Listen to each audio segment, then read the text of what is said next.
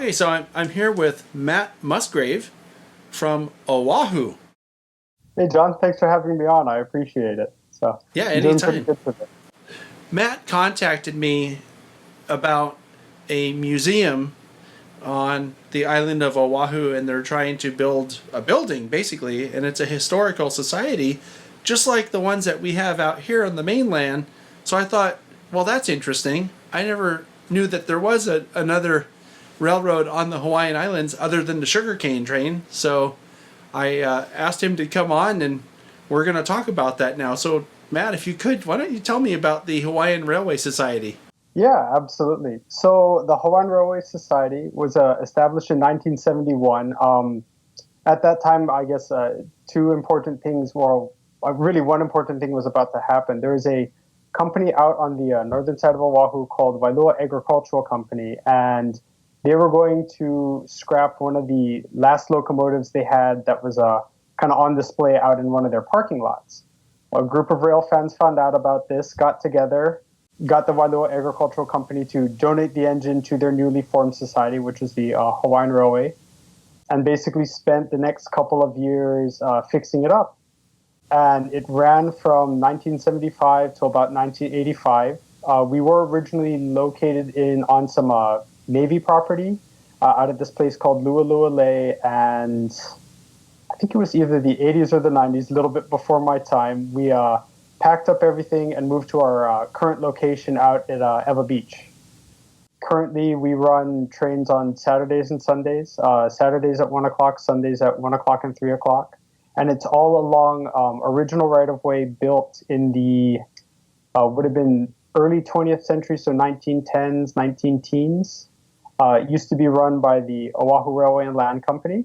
Their kind of mission as a business was to connect all the different plantations around Oahu and bring sugar from these plantations to the docks at Honolulu Harbor and ship it out worldwide. Railway served a lot of the military bases during World War II, and then when that kind of closed down, the stretch from this place called Lualualei to Port Lock was taken over by the Navy to run ammunition trains to various battleships or destroyers that were in Pearl Harbor at the time.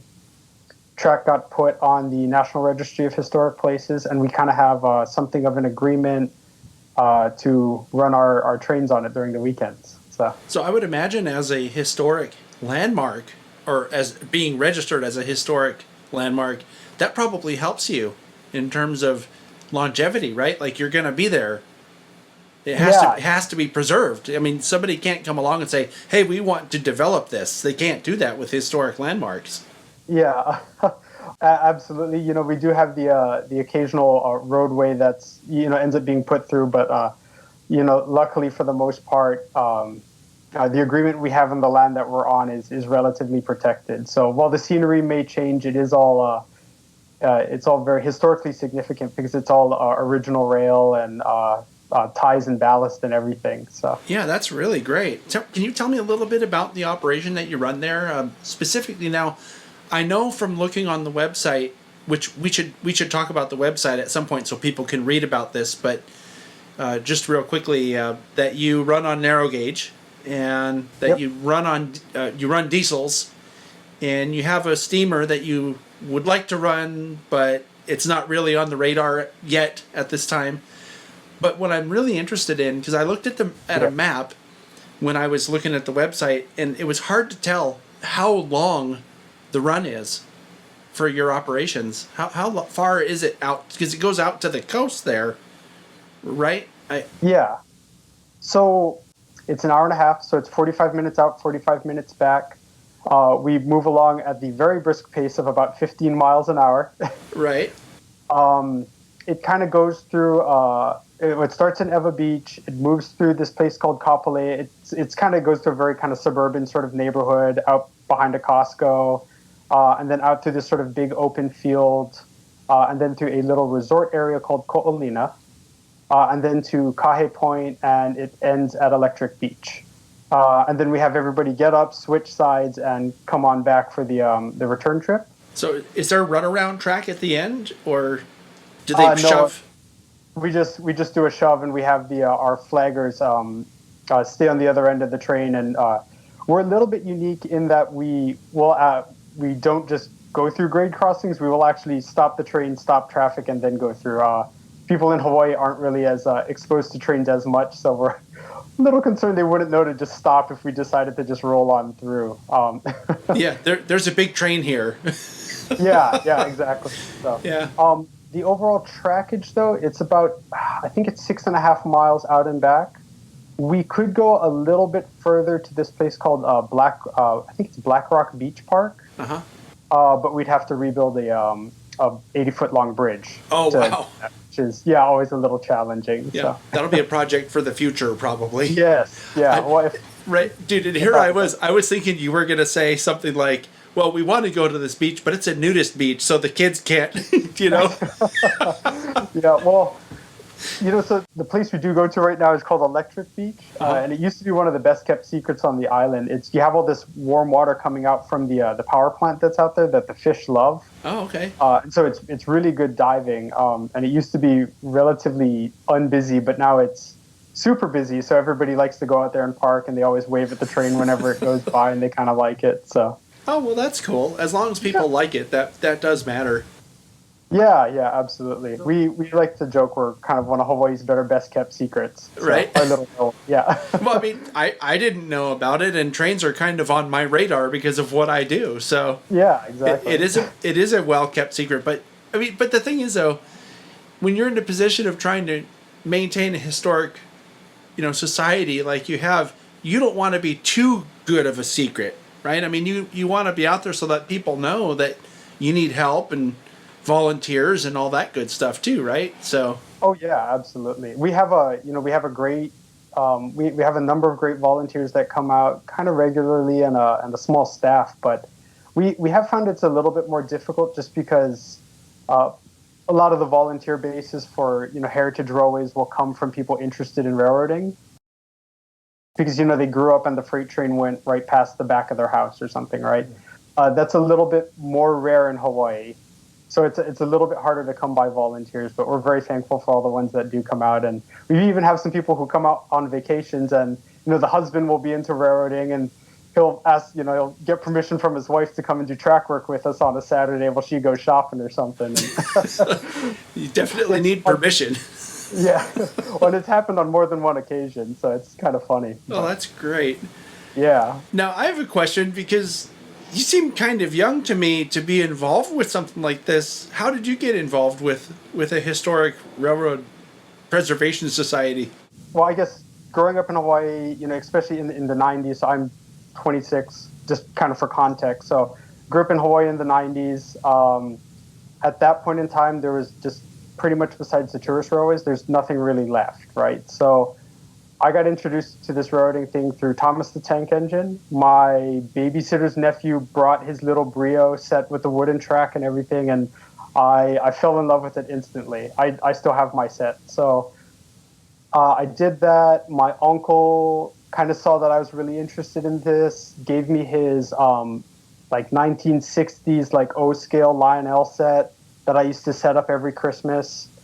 And then I got introduced to HO scale. And started doing that. Right now, I collect everything I've taken rides on. Oh, cool. So, most of it's kind of funny little, engines and funny little consists for the most part. But that are, and, of course, anything that kind of strikes my fancy, nothing too particular. So kind of did that throughout, middle school and high school. Came up to Oregon for university and realized it was such this huge prominent thing on the mainland, got way more interested in it, started volunteering, 2011, back when I would go back for summers and Christmas break, helped them with a variety of projects, track work, restoration work, and then joined their board of directors 3 years ago at this point, and I'm the current acting treasurer. So. Oh, wow, that's really cool. One of the things that I talk about quite frequently on the channel here is youth in, railroading, model railroading, and preservation as well. And I have some, I consider very good friends who do that on the mainland, right, near where I live. And there's kind of a shortage of young people in that, occupation or that hobby. And so Yeah. seeing your face on here and talking to you is a real breath of fresh air, and to know that this is happening even out in Hawaii. So young people, there's something for you to do no matter where you live if you love trains. And I also love that you mentioned Thomas, because that's one of the things that a lot of people out here like to poo-poo and put down. And no, Thomas is an important sort of gateway to, to getting people involved. Yeah, I think, I mean, it got me into the hobby, and I guarantee it's gotten a bunch of other people, so. Yeah, I think that's really awesome. So now the reason why we're talking, though, isn't about all that, but I wanted to give people a good idea of who you are and what you do and why you do it. But my understanding, though, is that you guys in your society have a building that you're trying to erect there to get some kind of a museum started. Do you want to talk about that a little bit? Yeah, I'd love to. So about 2 months ago, we decided to launch a fundraising campaign for a museum building we're trying to put together. It's going to be kind of a replica freight depot, about 80 feet by 30 feet. And in it, we are hoping to both display as well as house just the huge amount of artifacts that we have collected over the years. Again, established 1971. So since then, railroaders who were served during World War II, have passed away, and their families have donated photo albums to us. We have like all of the original number boards from a variety of these steam engines that used to run on Oahu. We have notably, we still have Benjamin Dillingham's private parlor car that was built in either 1911 or 1914, and we have all of the seats that used to be in that car kind of locked up in this little shipping container right now that we'd love to be able to share with everyone and not just kind of keep to ourselves in the shipping container. We also have the original railway safe that was used by the Oahu Railway and Land Company that we'd like to put on display. So kind of having all of these artifacts combined with the fact that there's kind of a lot of development that's going on both along our right-of-way and kind of near our yard. As an organization, we're kind of realizing we'd like to become more involved with the community and share a lot of these treasures in a way that we haven't been able to before. And, a big portion of that will be to kind of build this little museum building. Okay, so I am curious. It sounds to me like most, if not all, of the artifacts and relics that you have, they're all Hawaiian, aren't they? Yeah, they're all very centric to kind of all the railroading that used to be in Hawaii, throughout the late 20th, throughout the late 19th, early 20th century. So. Yeah, that's really neat. That must be like a real time capsule having all that stuff. That sounds like something that should be built. I think. So what are you doing? Are you trying to raise funds for it, or what's the procedure like? Say I'm Joe Rich Guy here on the mainland. I'm like, oh, that sounds really cool. I want to be able to go visit this museum when I'm there in my house on Hawaii. What would I do to get a hold of you to help out? So we're doing kind of a direct donation fundraiser right now. We're basically taking checks payable to the Hawaiian Railway Society, which can be mailed to, if I can plug this, I suppose. Yeah, please do. It's a P.O. Box 60369, Eva Station, Eva, Hawaii, and the zip code's 96706. Hawaiian Railway Society is a 501c3 nonprofit, so with all the donations that we've already kind of had slowly coming in, we have been sending out donation letters with our tax identification number in there, because on the 501c3s, all donations are tax deductible. Right. So. We have a lot of 501c3s here on the mainland, and I think everybody goes for that tax deductible status, so that they can get donations. And I think people are more inclined to donate if it is tax deductible. So that's really great. So, I mean, how close, is there a timeline? How close are you to raising the funds that you need to build this museum? That's a great question. So we are going to try and apply to some higher level grants towards the end of September.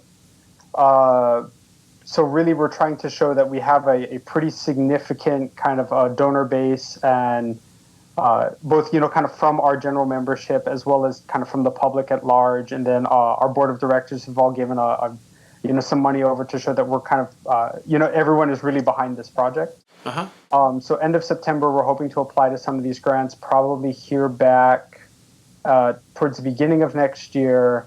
And then with any luck, start, if we have enough funding for it, start kind of a lot of the major construction, maybe towards the beginning of summer 2020. Okay. And, with looking at finishing it in hopefully a year and a half. Oh, that's really excellent. And then moving everything into